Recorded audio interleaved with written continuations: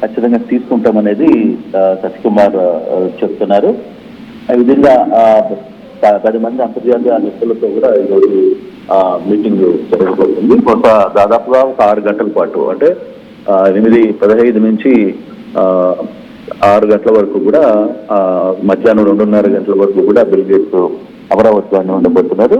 వివిధ రంగాలకు సంబంధించిన, అంటే ప్రధానంగా ఆర్టీజీఎస్ ఒక వినూత్నమైన విప్లవానికి ఆంధ్రప్రదేశ్ శ్రీకారం చేసింది కాబట్టి దానికి సంబంధించి ఫలితాలు ఏ విధంగా, ఓవరాల్ మానిటరింగ్ ఏ విధంగా చేస్తున్నారు, సాంకేతిక రంగంలో ఏ విధంగా విప్లవాత్మక మార్పులు తీసుకుని వచ్చారనే అంశం మీద బిల్ గేట్స్ వ్యవహారాన్ని సీరియస్గా నడిపే ప్రయత్నం అయితే వివరించే ప్రయత్నం కూడా చేస్తారు. ఒక పవర్ పాయింట్ ప్రజెంటేషన్ కూడా చంద్రబాబు చేపడుతున్న పరిస్థితి అయితే కనబడుతుంది. మధ్యాహ్నం 2:30 కల్లా ఆయన తిరిగి ఢిల్లీ వెళ్ళిపోతారు.